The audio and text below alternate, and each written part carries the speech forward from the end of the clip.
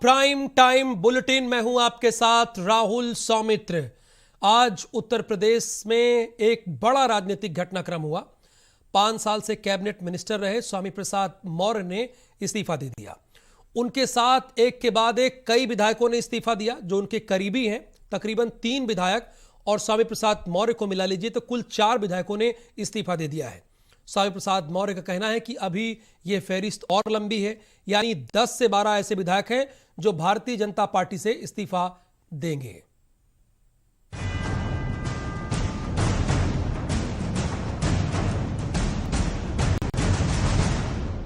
उत्तर प्रदेश में चुनाव के पहले बीजेपी को बहुत बड़ा झटका लगा है। एक तरफ बीजेपी पिछड़ों की बात कर रही है तो वहीं दूसरी तरफ उसी की सरकार के कद्दावर नेता जो पिछड़े समाज से आते हैं उसने कैबिनेट से इस्तीफा दे दिया है।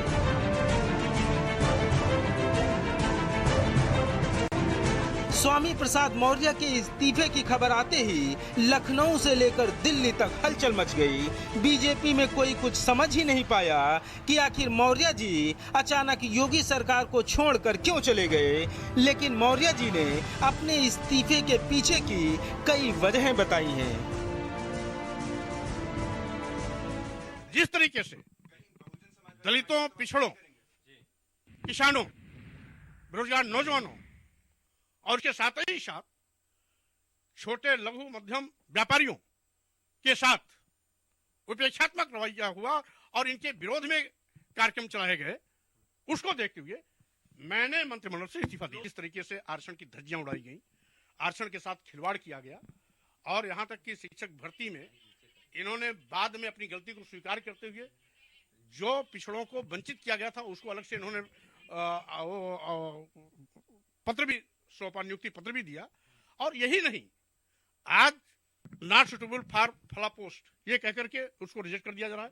इंटरव्यू के आधार पर मालूम नहीं कितने आईएएस बनाए गए, इसमें एक भी बैकवर्ड शेड्यूल कास्ट नहीं है। मौर्य के मुताबिक वो बीते कई सालों से काफी आहत थे। बीजेपी में पिछड़ों का अपमान हो रहा था। वो दलितों, पिछड़ों के अपमान से काफी आहत महसूस कर रहे थे और इसीलिए उन्होंने बीजेपी सरकार को बाय बाय कह दिया। बीजेपी से नाता तोड़ने के बाद मौर्य ने अखिलेश यादव के साथ एक तस्वीर भी खिंचवाई है जो सियासत में चर्चा का विषय बनी है। अखिलेश के साथ मौर्य की तस्वीर बता रही है कि वो आने वाले चुनाव में साइकिल की सवारी करेंगे। स्वामी प्रसाद मौर्य के पीछे जनाधार कितना है ये 2022 का विधानसभा चुनाव बताएगा। मतलब आप बीजेपी को हराने के लिए अब आप काम करेंगे?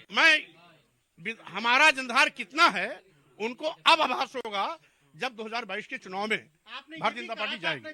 कई बार मंत्रिमंडल में भी और बाहर भी नेताओं से बात किया, लेकिन उन लोगों की कार्यशैली में कोई परिवर्तन नहीं हुआ।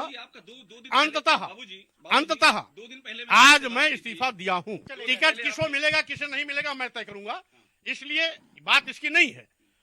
बात अगर टिकट हमें 2 गुना दे दें तो भी अगर सम्मान के साथ रहने का अवसर नहीं मिलता तो ऐसे टिकट को स्वामी प्रसाद मौर्य के बहाने विपक्षी दलों के नेताओं को बीजेपी पर हमला करने का मौका मिल गया है। मौर्य ने पिछड़ों के अपमान की जैसे ही बात कही तो हर किसी ने मौर्य के सुर में सुर मिलाकर बीजेपी पर कई सवाल खड़े किए हैं। वहां वो घुटन महसूस कर रहे होंगे। भारतीय जनता पार्टी में किसी का सम्मान देना इनको नहीं आता।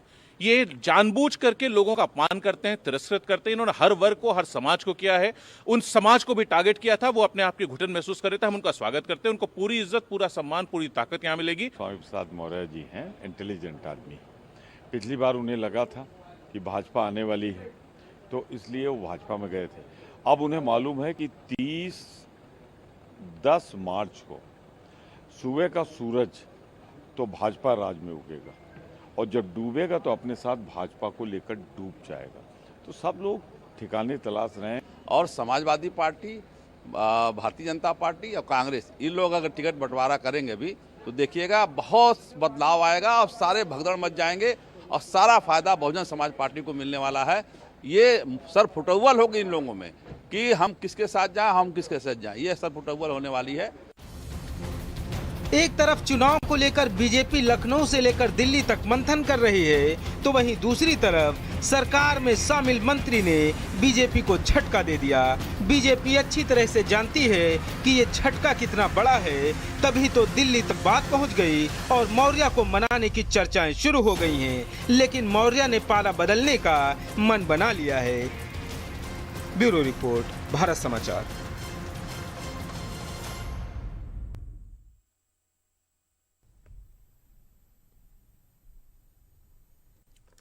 भला अगर मन न